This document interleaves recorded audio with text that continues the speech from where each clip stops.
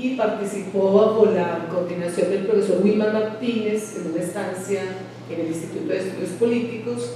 Cuando él terminó su trabajo de maestría, la cual fue presentada en la UNAM con alto reconocimiento y además fue una publicación que está en camino, me había sugerido hacer una especie de devolución de su trabajo, justamente como muestra de reconocimiento al trabajo que había desarrollado en el instituto.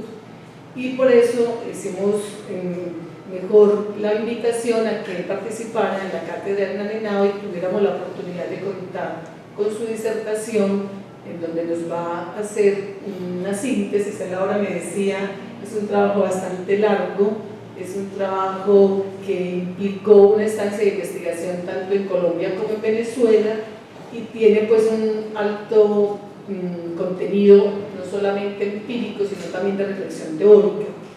Hacer eso en una exposición de una hora pues parece corto, pero creo que vamos a poder observar en su presentación buena parte de los resultados y hallazgos de su investigación. Yo tuve la oportunidad y la deferencia de Jesús de leer su trabajo y quiero simplemente destacar un par de aspectos.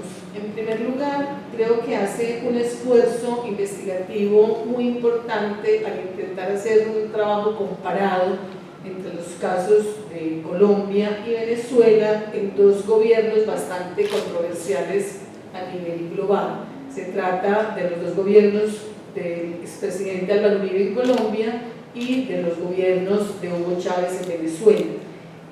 Una comparación que al inicio parece de asuntos incomparables, dirían algunos.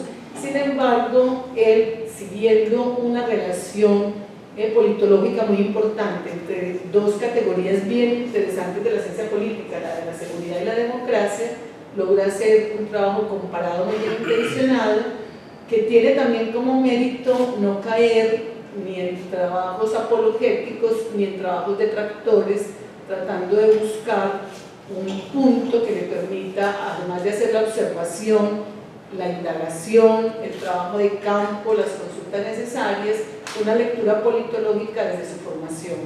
Creo que él logra un trabajo muy valioso en ese sentido y que nos permitirá hoy, a partir de su exposición, ponernos de nuevo en discusión frente a eso que él ha llamado securitizar la democracia en América Latina, porque además hace un esfuerzo por trabajar el tema de la seguridad en el contexto latinoamericano, desde todo lo que ha sido la trayectoria de ese tema, no solamente circunscrito a lo que sí conocemos como la doctrina de la seguridad democrática, sino incluso en todo lo que ha sido el siglo XX, el valor y el mérito, el valor o el reconocimiento que ha tenido el trasegar latinoamericano en procura de la democracia, sin descuidar buena atención a todos los desafíos que supone esa relación tan controvertida también entre seguridad y democracia. Yo diría que los hallazgos de Jesús nos permiten hoy discutir en cierta retrospectiva esos casos de Colombia y Venezuela, que representan además en términos de la coyuntura una contribución bien importante para el debate. Él nos va a hacer su presentación. Vamos a tener después de la presentación la ocasión de conversar con él y hacer un poco, pues ampliar mucho más lo que sería ya un debate sobre lo que él ya ha puesto a debate en su investigación.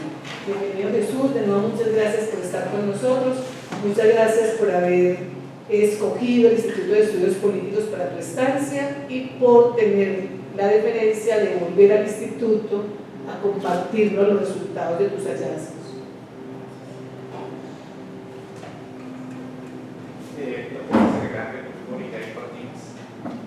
Hola, buenos días.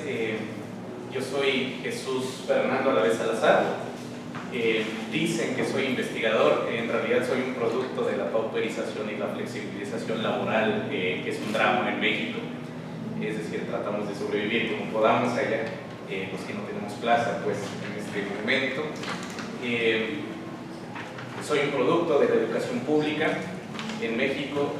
Yo jamás he estudiado bueno, por ahí en la primaria estudié 3 años en un colegio privado por azares del destino, se dice, pero en general soy un producto de la educación pública, desde lo que llaman allá kinder, el preescolar, hasta posgrado.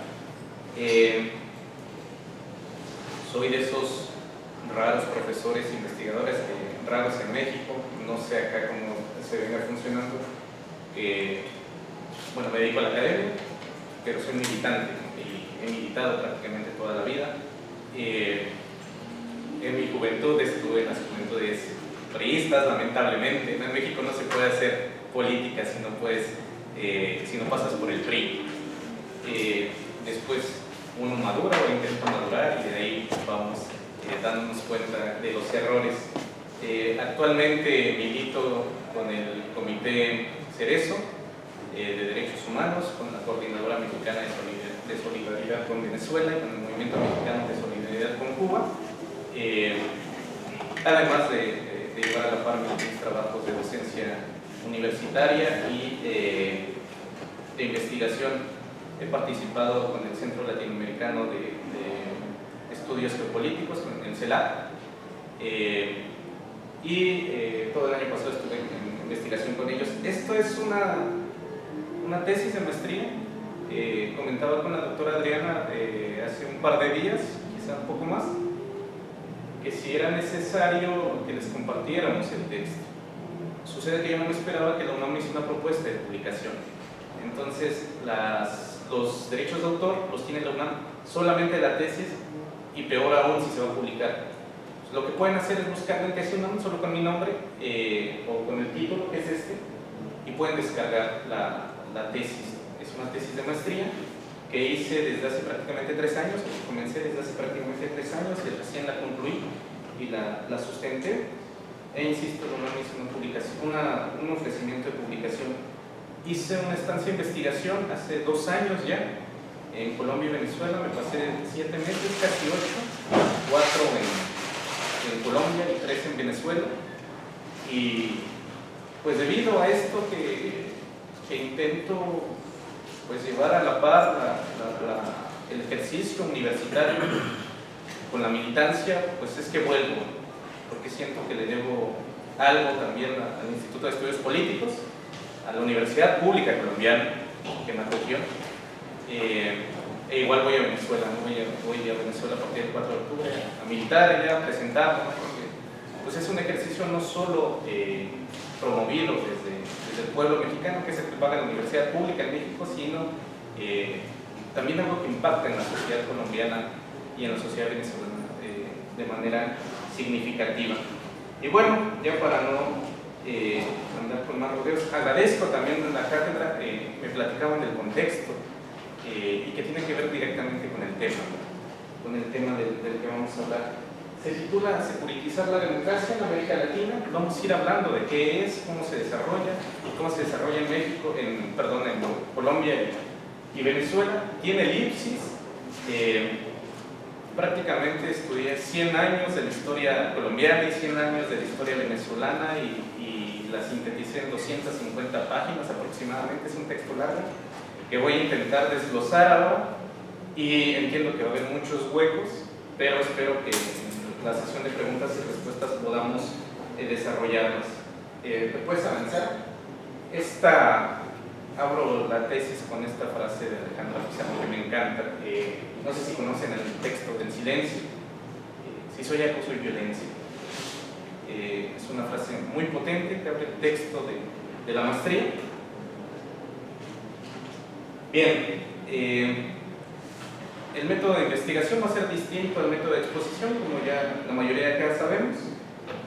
Si existen 2 categorías medulares que desde hace 25 años a la fecha han permeado los análisis políticos, sociológicos, incluso antropológicos, no solo en la academia, sino en el análisis político militante, es la seguridad y la democracia. En cuanto a la categoría medular de la investigación, es seguridad. ¿Y de qué tipo de seguridad estamos hablando? De la seguridad nacional. ¿Qué es lo que ha pasado en los últimos 25 años? Que existe una relación muy porosa, casi inadvertida, entre seguridad nacional y seguridad pública. Y eso lo vamos a ir desarrollando.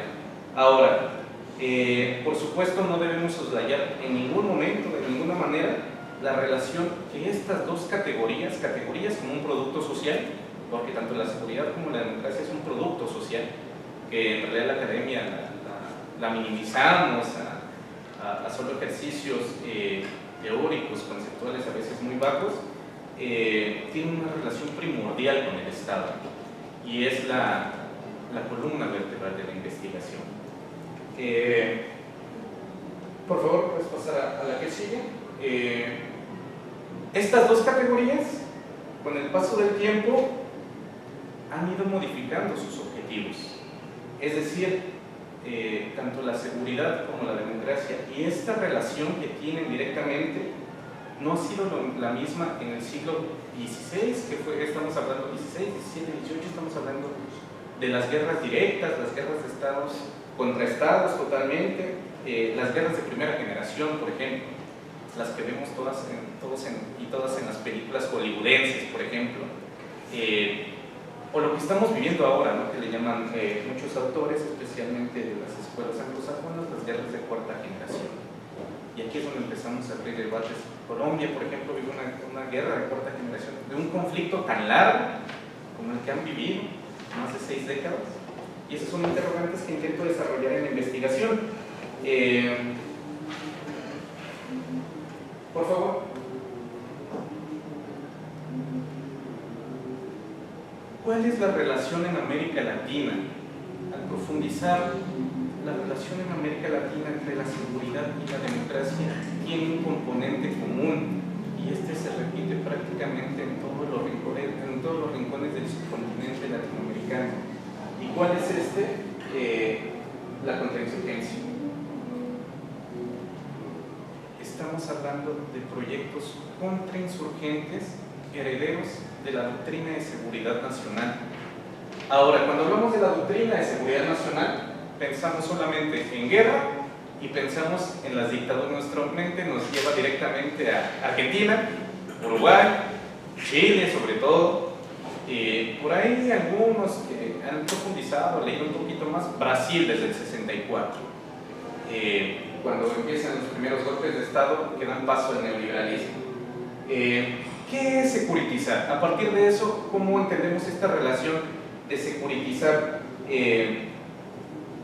Securitizar es un anglicismo de seguridizar. Hay autores muy serios que han utilizado el concepto de securitizar. ¿Qué es seguridizar? Lo que yo advierto en la investigación es que en nombre de la democracia se hace asunto de seguridad nacional todos los fenómenos sociales de todos los cantos de la vida de cualquier país que esté implícito en ese objetivo.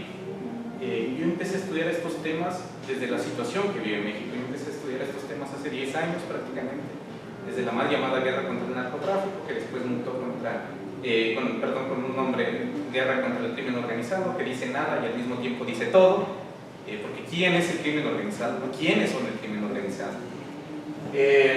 Entonces entendemos por securitización el hecho de englobar los llamados nuevos, y está entre comillas, enemigos de la democracia y la libertad, que desde el decanto de la Unión Soviética, que no es en 1991, pero en 1991 se pierde el enemigo político ideológico que era por excelencia la URSS, es decir, el comunismo, sino que viene desde el decanto de la URSS a finales de los años 70 y comienza este impulso a sangre y fuego del neoliberalismo.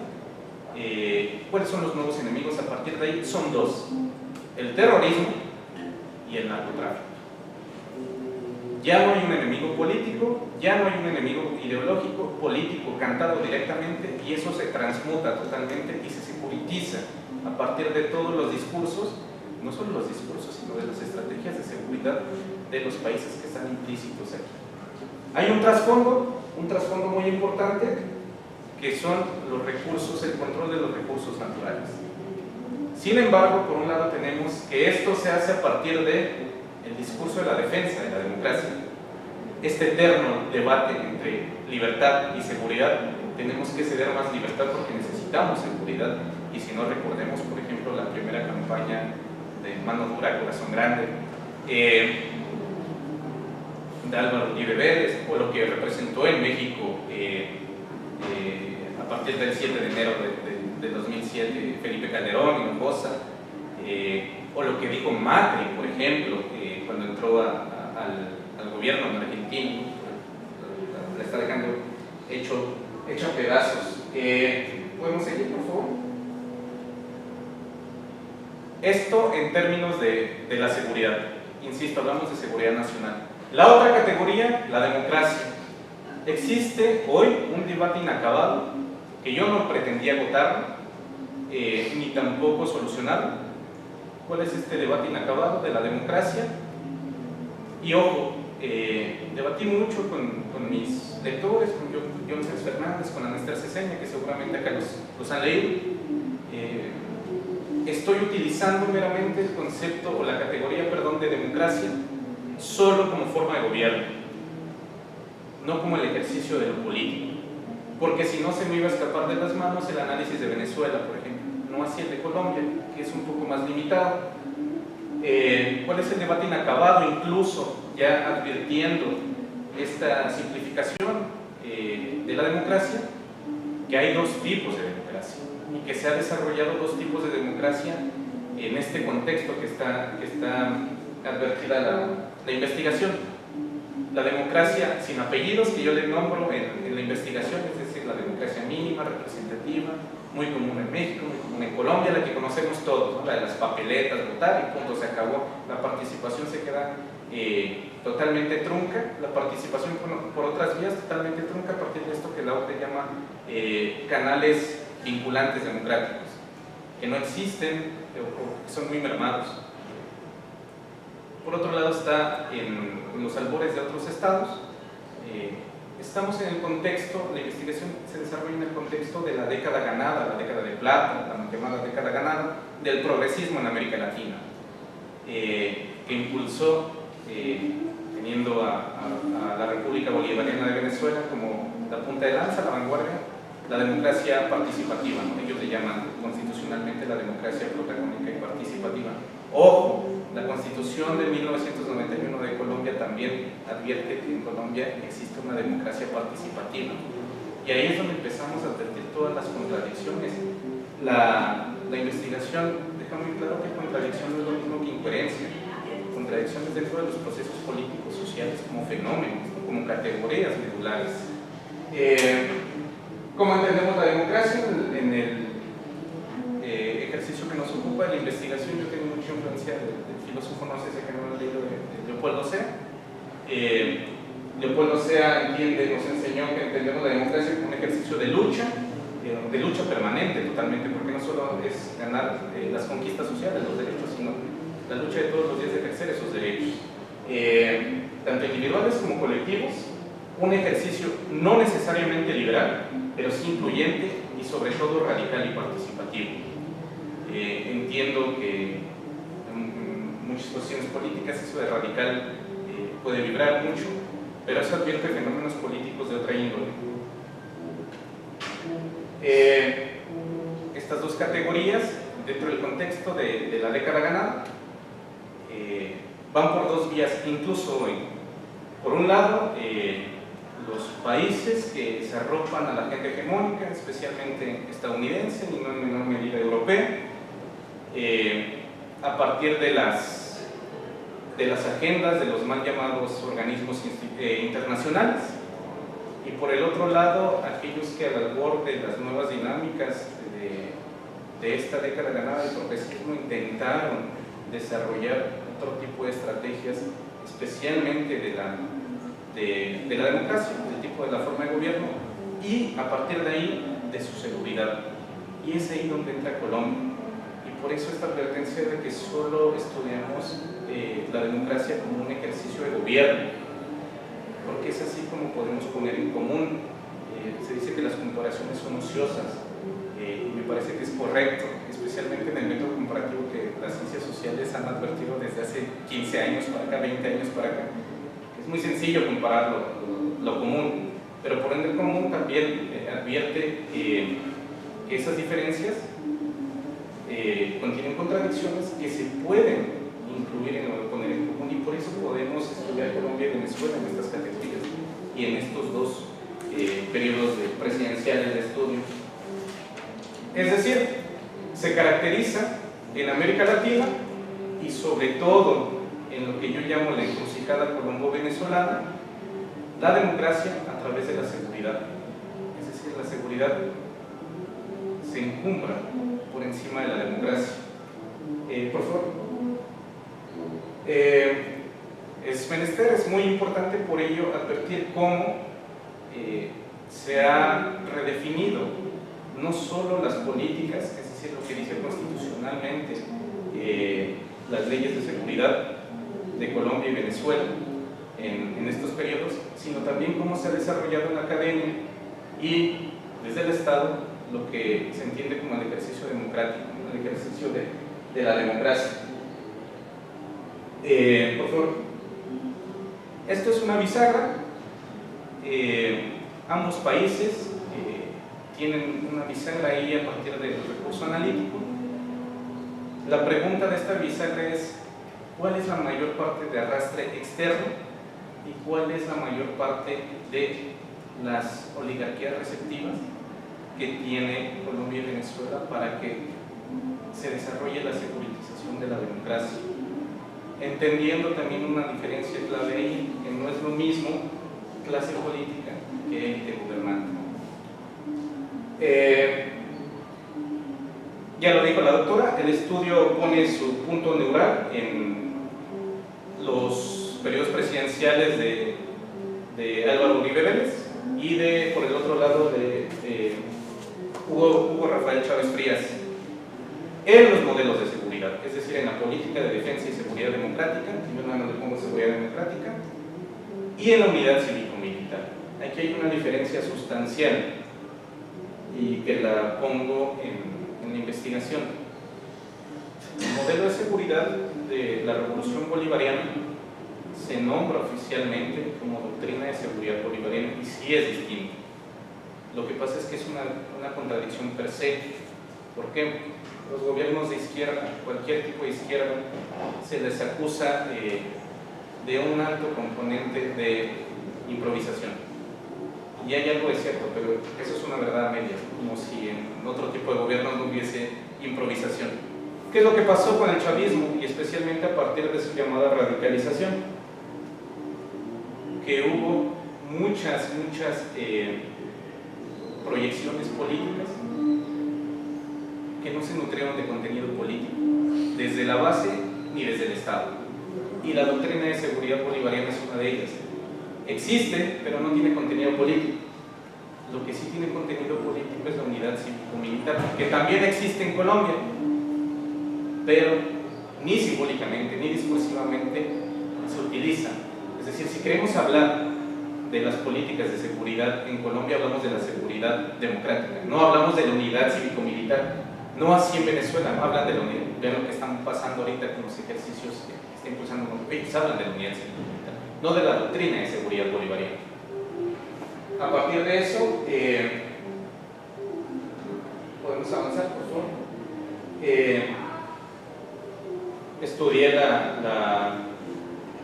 más bien realicé la investigación entendiendo que hay una inminente reconfiguración del modo de producción, es decir, del capitalismo, que no advierte su aniquilación, pero sí su reorganización a partir del Estado desde su patrón de acumulación neoliberal, lo que Vega Cantor llama el neoliberalismo militarizado o militarista, por ejemplo acá, o lo que Downey Powley llama el neoliberalismo de guerra, el neoliberalismo de sangre, pero la categoría es el neoliberalismo de guerra, advirtiendo estos casos muy específicos que también está inmerso ahí en el contexto lo que se llama la judicialización de la política o el lawfare. Pueden ver el video de mi querida amiga Silvina Romano de la UBA, está en línea desde el CELAC, donde explica el lawfare. Es un video muy bueno que pueden utilizar incluso en sus clases, en sus trabajos. Está el caso hondureño, recordemos a Zelaya, hoy el canciller, el secretario de Relaciones Exteriores mexicano, es prácticamente el que lo sacó, ¿no? Que lo salvó de ser asesinado a Zelaya en ese momento.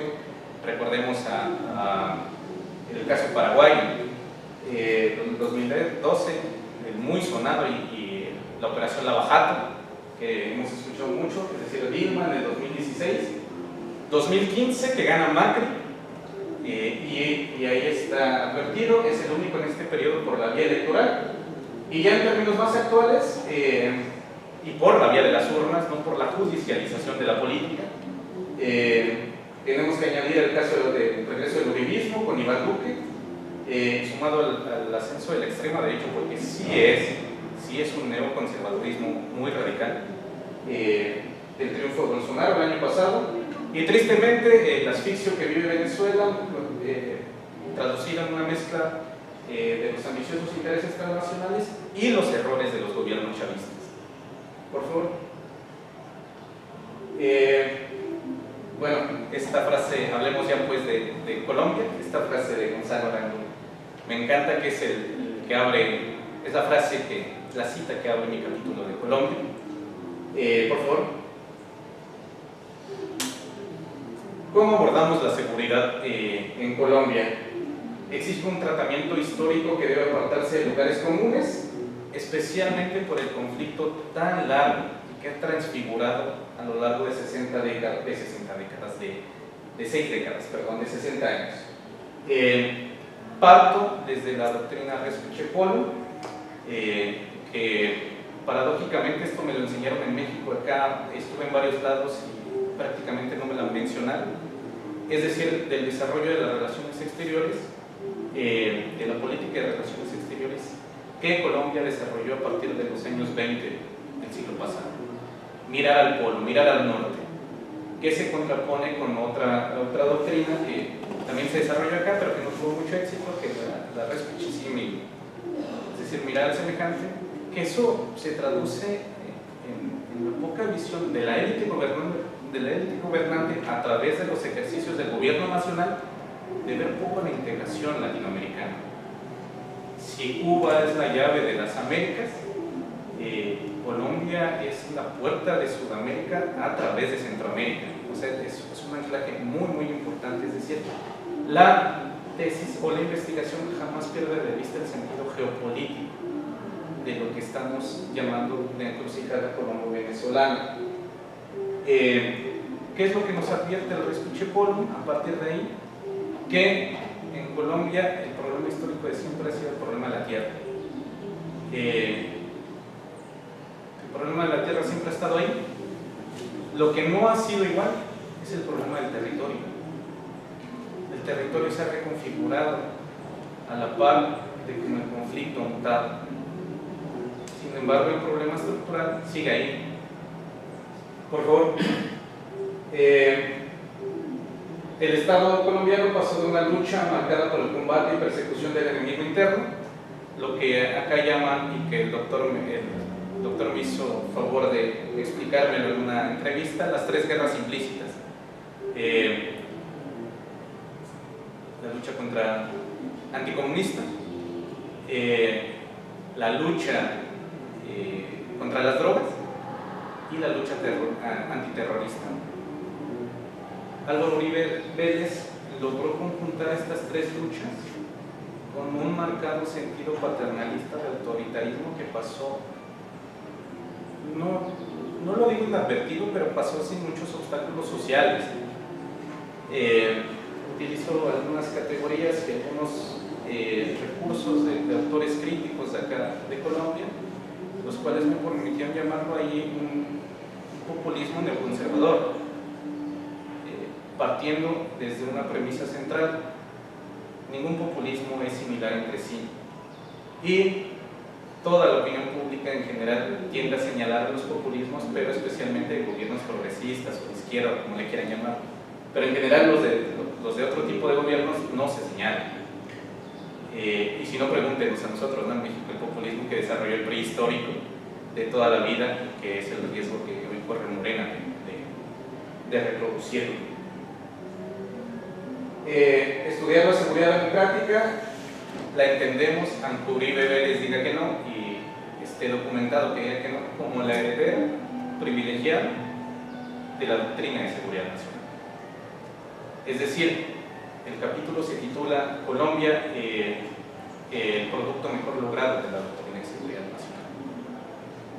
Es el perfeccionamiento más cabal de la doctrina de seguridad nacional, la militarización de los cantos de la vida social, sin abandonar el recurso discursivo de la defensa de la democracia.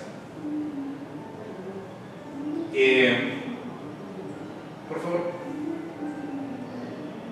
Bien, no me centré tanto en Colombia porque, bueno, ustedes son expertos en Colombia y lo viven todos los días, pero más tarde, si quieren, podemos seguir charlando sobre Colombia. En el caso venezolano, no sé si a mí me encanta la poesía. Yo creo que los fenómenos políticos, si no se estudian a través de la poesía, incluso en las ciencias sociales, bueno, es un desperdicio analítico ahí. No sé si han leído o conocen a Víctor Valera, el chino. Esta es la Oda Bolivariana, me parece un muy bonito poema.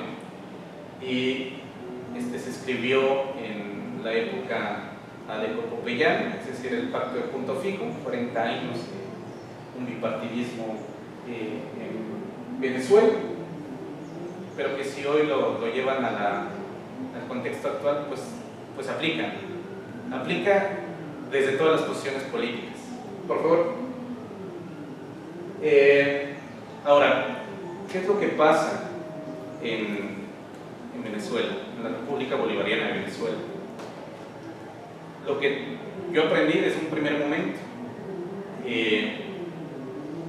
es que la opinión pública, a través de los medios masivos, nos enseña que un ejercicio democrático a partir del gobierno nacional o gobierno federal, dependiendo del tipo de sistema político y el tipo de Estado que estemos estudiando, que se esté nombrando, tiene que ser un civil en el gobierno, o si es un militar, tiene que estar de civil.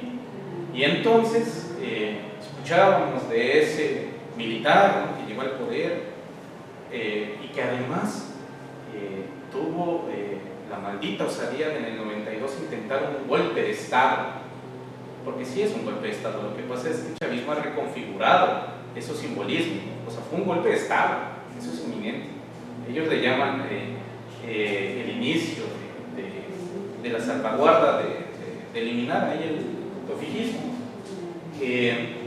Lo que sí ha estado presente en Venezuela históricamente ha sido la unidad cívico-militar. Desde tiempos de Zamora, estamos hablando desde la Guerra Federal, estamos hablando del siglo XIX. Si ustedes acá han leído alguna vez a Zamora, incluso en sus relatos habla de la unidad cívico-militar.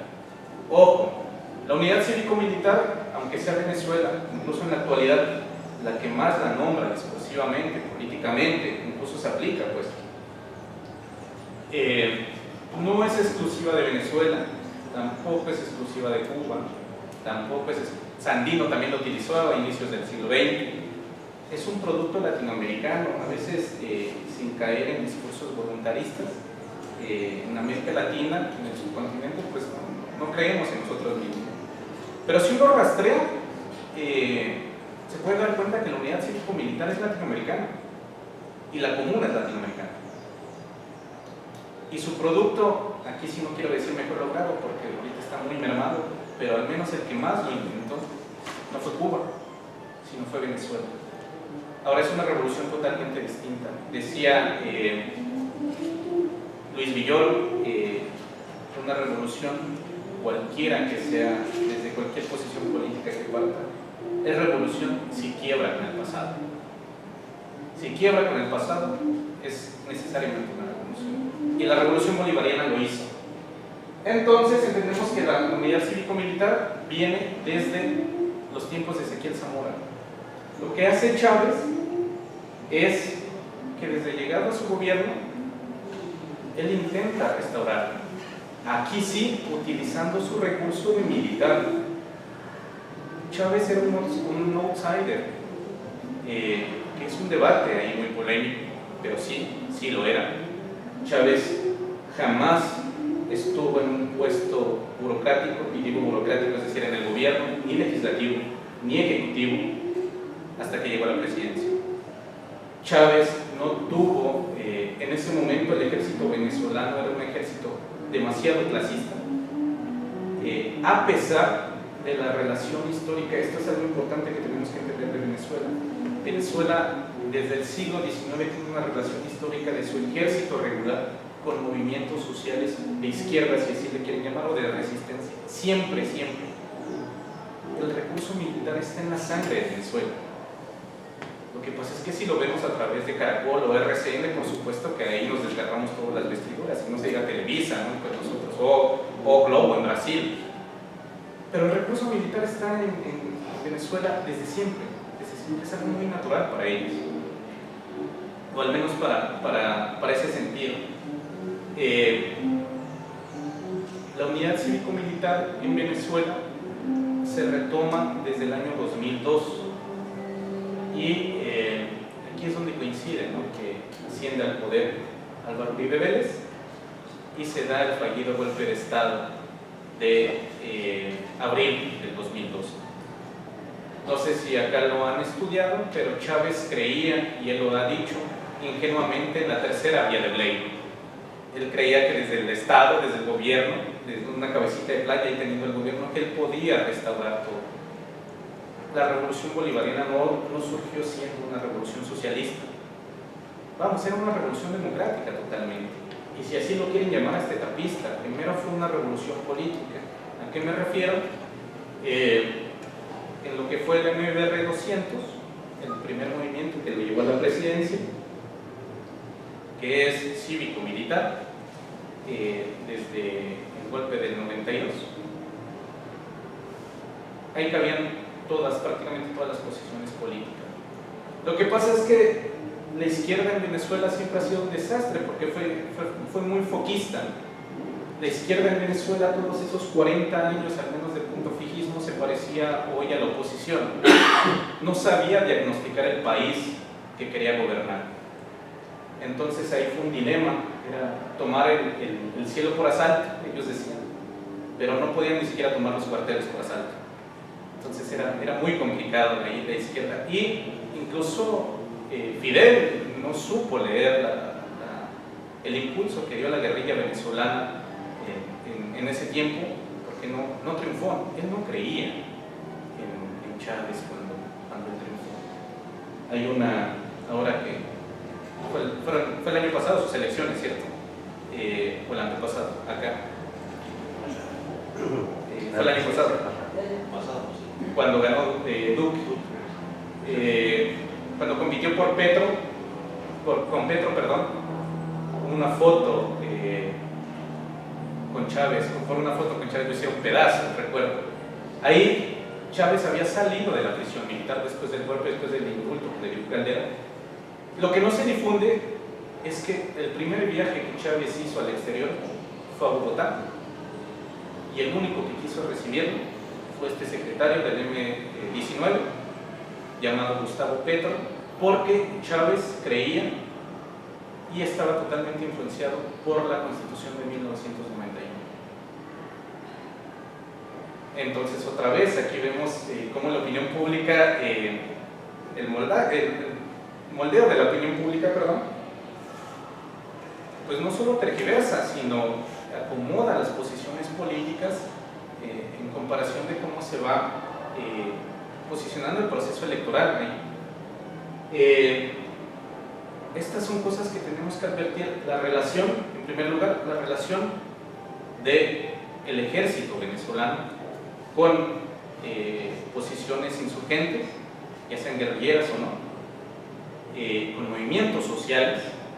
Casi toda la década de los años 70 y 80 a Caracas se le llamaba la Caracas Roja, y no porque se estuvieran matando todo el tiempo, sino porque tiene un ejercicio de participación popular muy importante. Si acá alguien ha estado en Caracas y conoce el 23 de enero, por ejemplo, que acá supongo que, igual que en México, lo aterrizan como un nido de paramilitares, etcétera, de colectivos, dentro del 23 de enero, al menos en Alexis Vive, la comuna de Alexis Vive, es una comuna productiva muy, muy importante ahí. Hoy las comunas son muy mermadas, pero esa es una relación que vamos a ir desarrollando ahora. ¿Qué es lo que hizo Chávez además? Unificó la Fuerza Armada Nacional Bolivariana. No existen las Fuerzas Armadas en Venezuela, existe una Fuerza Armada, y es algo que no se puede explicar muy sencillamente. Si ustedes se dan cuenta, cuando pasan en los medios masivos, uno no se da cuenta quién es de la Armada, quién es del Ejército, quién es de la aviación. La mayoría utilizan los mismos uniformes, porque es una sola Fuerza Armada que la compone. La FAN la compone el Ejército, la aviación, la Marina, la Guardia Nacional Bolivariana, que ya existía. Esto no es producto de Chávez, esto viene desde hace mucho tiempo.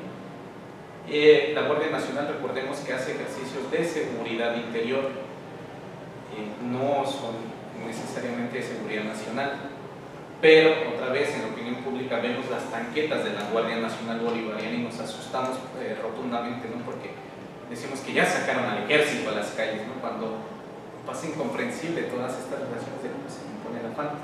Y después del 2002 se empieza a radicalizar y se hace constitucional, es decir, se hace ley orgánica la unidad cívico-militar. A partir de esto empieza a vincularse al Estado, porque es a partir del Estado que se propicia mayor capacidad de relación del Estado con los movimientos populares. El chavismo de base es impresionante, impresionante, y no se diga los acarreos del chavismo oficial, que son los que nos muestra Telesur, por ejemplo, o BTV, que hacen marchas impresionantes, pero el chavismo de base es impresionante, impresionante, los que sustentan las comunas y los consejos comunales. Ahora bien, en 2006 esto pasó, abandonó, él mismo tiene un video, Chávez, donde dice que él era muy ingenuo y que la tercera vía de Blair estaba totalmente olvidada. Se lo hicieron ver con el golpe de Estado, que eso no iba a ser sencillo, con el intento de golpe de Estado fallido en 2002, y empieza un proceso de radicalización. Lo que pasa es que nos han dicho que Chávez, como si fuese de la noche a la mañana, en el 2006 despertó y empezó a decir socialismo, socialismo, socialismo, y esto no es cierto.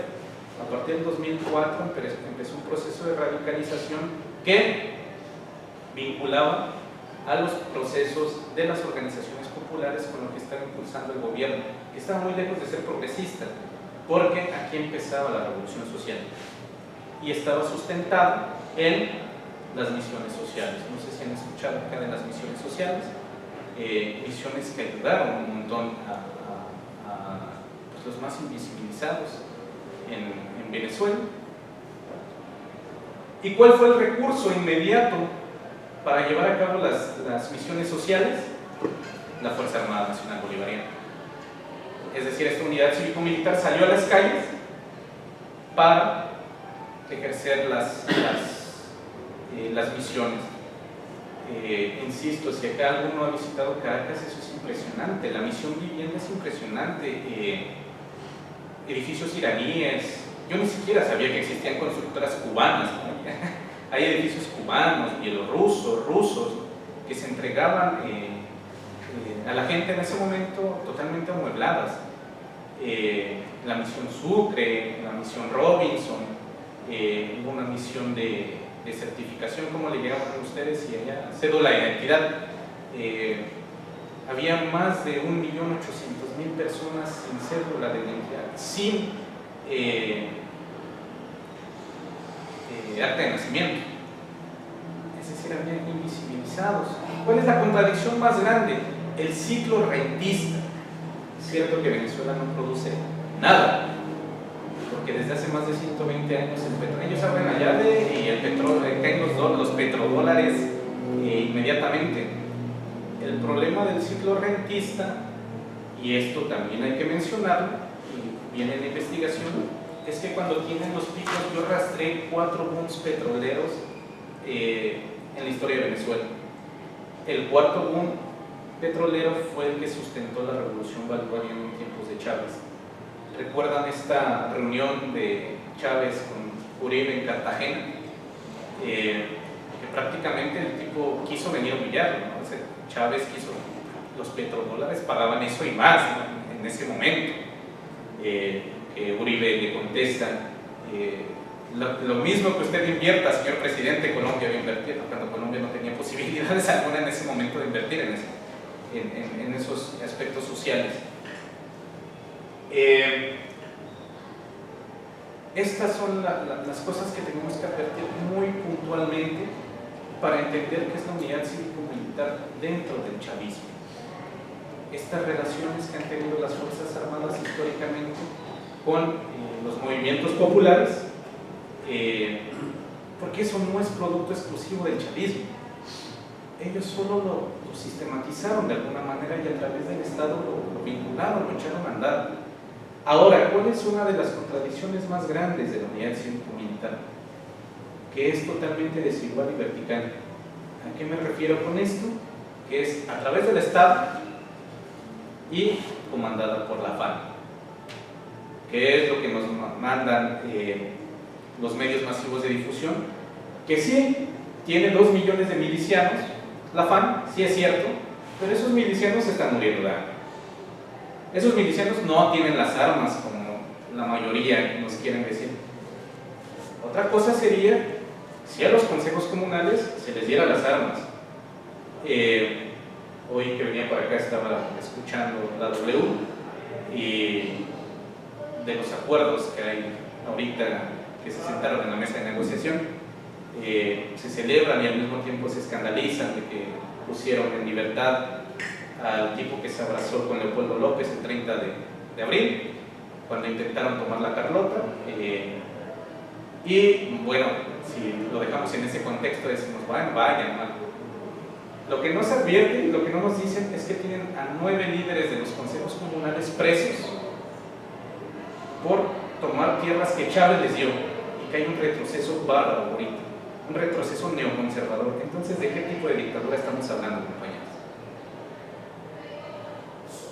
El moldeo de la opinión pública es muy importante ahí, y especialmente si no se profundiza.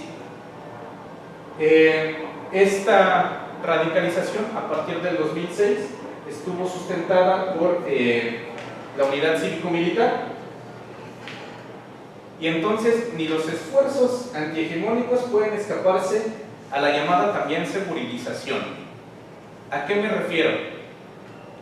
Es la defensa de la democracia a través de la seguridad por un control estratégico de los recursos, y aquí es donde entra el neoextractivismo en Venezuela. Y por eso era tan importante que controlara PDVSA. PDVSA era un Estado dentro del Estado. Y en ese momento, al controlar PDVSA y entrar todos los petrodólares del cuarto boom petrolero que sustentó la revolución bolivariana en tiempos de Chávez, la gran diferencia de este ciclo rentista, porque ahorita hay un impulso muy fuerte incluso dentro de Venezuela, dentro de las propias corrientes del chavismo, que niegan el papel histórico de Chávez que tuvo, poniendo por encima el ciclo rentista, es que él llevó esos petrodólares a la gran deuda social que tenía el propio Estado venezolano con la gran mayoría de la población venezolana. Ojo, no estamos inadvirtiendo todas las contradicciones que también la revolución bolivariana tuvo en esos tiempos, y a partir del ejercicio neoextractivista es que existió también securitización de la democracia, pero fue distinta, fue embrionaria. Ya la securitización de la democracia o la securitización de la democracia la que se advirtió en Venezuela desde tiempos de Chávez. Lo que pasa es que el tipo tenía una capacidad carismática, es cierto. Por cierto, hace un par de meses se cumplieron 10 años del primer aló presidente teórico, porque el tipo en el poder desarrolló un ejercicio intelectual importante, significativo, y que él a partir del aló presidente desarrollaba esta capacidad pedagógica que impactaba totalmente en la cultura política del venezolano de a pie. Chavistas o no, todos tienen una opinión politizada de Chávez. Digo, ustedes han dado cuenta, la mayoría de la migración pasa por acá, tiene que pasar necesariamente por acá. Y si uno pone atención, chavistas o no, subrayo de nuevo, tienen una opinión politizada de lo que es Chávez, de lo que es, porque ahí está el legado. A partir de esto, insisto, sí existió una securitización de la democracia desde el proceso neoextractivista. Pero ¿en qué momento detonó? A partir del 2012, 2013, que empezó la crisis, y sobre todo lo que estamos viendo con su sucesor Nicolás Maduro, porque no podemos desvincular lo que está pasando con Nicolás Maduro que lo que pasó con Chávez. Y en general en América Latina tendemos a pensar así: un gobierno es distinto, entonces es un país distinto, es un estado distinto. Y bueno, sabemos que si bien la historia no es lineal, es aquí donde entra la dialéctica, y en la investigación es donde tuve problemas y traté de ahí, en un ejercicio metodológico ahí medio de propuesta que tuvimos que hacer, especialmente con Nastel, con Red Sachs, de omitir solamente y de manera exclusiva las visiones nacionales, sino la posición geopolítica a través de la dialéctica. Entonces, la securitización de la democracia viene de un proceso dialéctico, que hay un retroceso bárbaro en Venezuela, donde el neoconservadurismo, a través del control de los recursos estratégicos, y prácticamente PDVSA está concesionada a los militares, y los militares la están privatizando desde hace un montón de tiempo. Entonces, ¿cuál es el desarrollo de la unidad cívico-militar ahí? Que los procesos de relación con los fenómenos sociales se dieron a través de un ejercicio de participación política muy importante. Los consejos comunales y las comunas, que si bien hoy son los que están resistiendo todo el embate, especialmente desde el exterior y desde el interior. También hay un dedo ahí en Venezuela muy importante, que todos se le acusan de imperialismo y quieren ahí poner sobre el tapete todos los procesos contradictorios que ha tenido el chavismo y sus errores, y eso también hay que subrayar. Ahora, recuerdo hace un par de meses que Juan Carlos Monedero le hacía una entrevista a Tillo Borón de un libro que recién publicó acerca de Mario Vargas Llosa, y hace una introducción interesante. Juan Carlos Monedero, que él creía desde el viejo continente que decir oligarquía e imperialismo en América Latina era para perezosos investigadores, pero hasta que venía a América Latina y veía cuál era el poder de la oligarquía y el proceso imperialista, se daba cuenta de cuál era la potencialidad de esas categorías que algunos dicen que ya no existen, pero que sin embargo se siguen sintiendo, y que sin embargo, perdón, se siguen sintiendo. La política de defensa democrática y la unidad cívico-militar no pueden entenderse sin la necesidad, es lo que les estaba diciendo, de las oligarquías, de contener las fuerzas populares. Y eso es también lo que está pasando específicamente hoy en Venezuela. Hay un quiebre muy significativo con el chavismo de base y el chavismo oficial, muy importante. Están pasando por procesos muy difíciles, muy distintos los dos, unos queriendo controlar el poder y los otros luchando. Es una premisa muy sencilla que ellos le llaman volver a Chávez, es lo que ellos están apuntalando. Esa es la consigna, volver a Chávez nada más. Por favor. Esta es una frase que escuché en el metro de Petare, que lamento mucho no alcanzar a la mujer para preguntarle su nombre. La escuché en mi penúltimo mes en Venezuela, la escuché en Petare.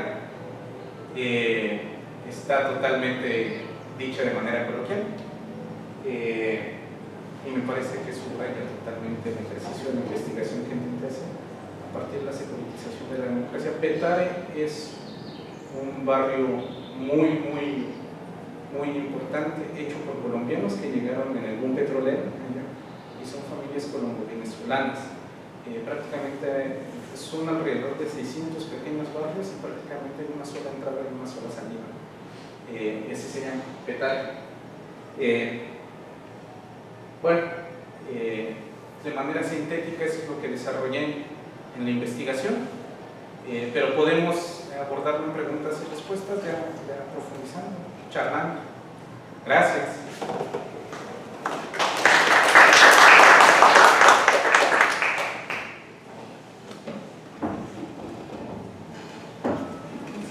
gracias Jesús por su intervención.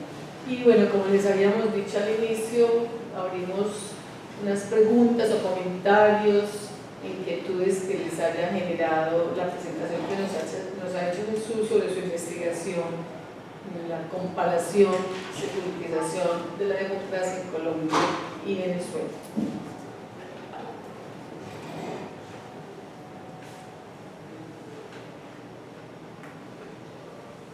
Todo muy claro, muy problemático.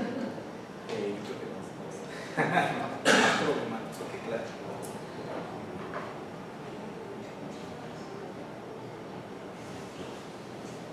Yo quisiera preguntarte si, agradeciendo tu intervención, además muy plausible poder poner en un contexto como el nuestro la comparación entre Colombia y Venezuela, porque aquí casi que siempre pensable eso, tal como lo he intentado mostrar en médico, como si fuéramos dos realidades completamente aparte, pero no es así. Digamos que podría plantearse que el tratamiento de la seguridad y que, digamos, hace un aterrizaje en lo securitista. Hay un plano global grande que está planteado en lo que estás opinando, estás trabajando, y que podría tener su relato, esa es la pregunta, con la lógica securitista a nivel más puntual, más incluso territorial, más pequeño, en el que nos vemos entrampados como en una especie como de vórtice sin salida, en la lógica neoconservadora de perseguir al mal, de ver al pillo siempre al frente y alguien más orquestando un poder justamente parado en esa lógica. ¿En esa qué, perdón? En esa lógica. Sí, algo importante y que yo dejo muy claro, incluso lo he debatido mucho en México, es que no es una investigación neutral. Creo que ninguna investigación debería ser neutral. Mi posición política es muy clara. E intento debatirlo de manera escrita, abierta. A partir de ahí, considero que una de las coyunturas más importantes de América Latina, si no es que la más importante, es la colombo-venezolana.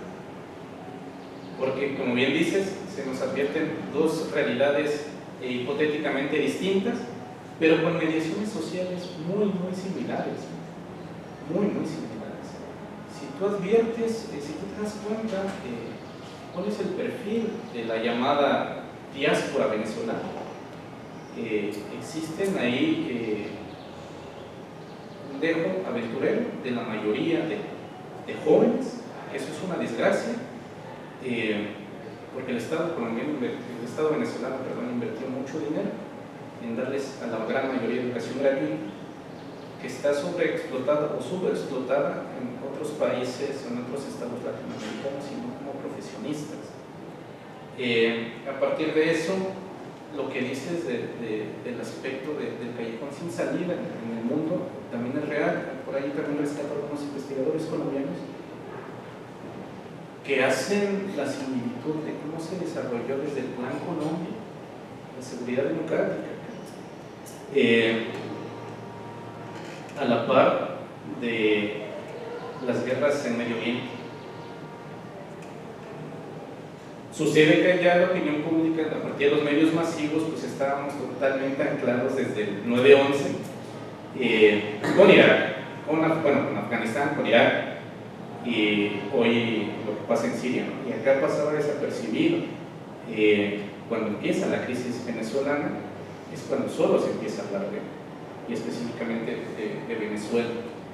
Chávez gana en un foro alternativo en el 2005 en Mar del Plata, cuando Bush va para allá, en la Cumbre de las Américas. Si hay una reunión política de los jefes de Estado donde verdaderamente se discuten las decisiones del continente, es la Cumbre de las Américas. Ellos hacen una reunión paralela, Chávez gana, ahí es donde se vence al ALCA, no sé si recuerdan. También lo aborda la investigación, y ahí es donde yo empiezo a llamar que la securitización se dio por bloques, y este es uno de los bloques. la encrucijada colombo-venezolana. La seguridad democrática no es innovadora en ese sentido. La seguridad democrática que impulsó Álvaro Uribe Vélez viene con sus antecedentes del Tratado Marco de Seguridad Democrática Centroamericano, que intentó pacificar El Salvador principalmente. Después, recuerden que acá hay algunos investigadores teóricos que dicen el empate negativo con las FARC. Bueno, ese empate existió en El Salvador después de la batalla del volcán en el 89, después de que el farabundo Martí cercó prácticamente por 2 meses San Salvador, y ninguno, ni el ejército apoyado por Estados Unidos, ni el farabundo Martí, las 5 guerrillas más grandes de El Salvador, que se juntaron, lograron conquistar San Salvador. Ahí surgió el empate, que acá lo conocemos como el empate negativo con las FARC, pero de ahí rescata mucho. Lo que pasa es que las consecuencias fueron catastróficas en Centroamérica a partir de los antecedentes, y esa es una parte, y otro elemento de la securitización por bloques, ¿no? Lo que pasa en Centroamérica. Lo que pasa en Centroamérica vincula de manera directa a México con Colombia, porque son las 2 entradas de los que se tienen los corredores geoestratégicos en Centroamérica. Por un lado, la puerta de salida es México, y por el otro lado, la puerta de entrada hacia el sur es Colombia. No hay más. Y sí, pareciera que es un callejón sin salir, porque, por ejemplo, lo que estamos viviendo en México, que es parte de lo que vamos a hablar la próxima semana, el candidato de izquierda, porque es cierto que si es izquierda, es una izquierda muy larga, muy rosa, muy cercana a la escuela priista, muy cercana al neoliberalismo, pero al final es de izquierda, una izquierda electoral, una izquierda que no tenía posibilidades de ganar más que así. Ese candidato, que era muy crítico de la militarización del país, de la securitización de México, creó una Guardia Nacional. Pero es ahí donde entran las contradicciones, por ejemplo, de México. ¿A qué me refiero? No había otra manera de enfrentar ya en este momento el problema exacerbado de violencia que se vive en México más que con un cuerpo armado así. ¿Cuál es la contradicción? Que ya me estoy adelantando a la próxima semana, que no es una cuestión de voluntarismo, ¿sabes? AMLO crea una Guardia Nacional de militares para hacer ejercicios de seguridad pública. El problema es que son los mismos militares que llevan más de 123,000 contabilizados oficialmente. Me llamaba Felipe Calderón daños colaterales, que también propició 40,000 desaparecidos, y México tiene 26,000 cuerpos sin reconocer en este momento. Entonces, un cambio de gobierno, por más progre que sea, no puedes decir que siendo los mismos militares, nada más que se llama Guardia Nacional, van a hacer un cambio estructural significativo. Entonces sí, creo que México es un ejemplo muy ilustrativo de lo que tú llamas como ese callejón sin salida.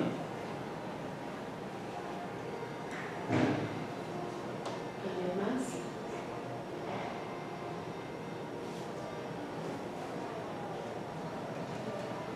Bueno, creo que agradecemos nuevamente la participación y la intervención de Jesús, a ustedes por acompañarnos, y los esperamos la próxima semana para continuar ya con lo que fuera abrebocas en este momento con el caso de México. Muchas gracias.